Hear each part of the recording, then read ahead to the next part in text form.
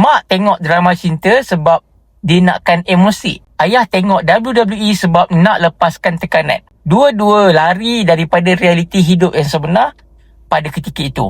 Jadi, bila bisnes membesar, masalah jadi lebih gelap. Wrestler waktu tu cedera, ada yang mati pada usia muda, tuduhan eksploitasi, isu steroid dan tekanan mental. So, banyak isu lah. Sistem ini lama-lama makan kehidupan manusia. Tapi, ada cabaran baru datang. TV tradisional mula mati pelan-pelan sebab orang pindah ke TV digital. Akhirnya apa tuan-puan? WWE masuk ke IPO.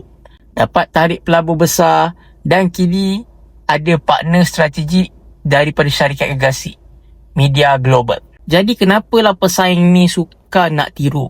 Sebab orang ingat WWE ini adalah Gusti. Padahal aset sebenar adalah watak, jalan cerita, fan emotional attachment, mesin produksi cerita mingguan, SOP yang relatable. Itu adalah aset dia. Perempuan bukan senang nak tiru emosi orang. So, mak kita tengok drama, ayah kita tengok WWE. Bukan sebab mereka suka cerita palsu, tapi sebab realiti terlalu penat. Realiti hidup ni terlalu penat tuan-puan. Dan bisnes paling besar di dunia ini faham satu benda.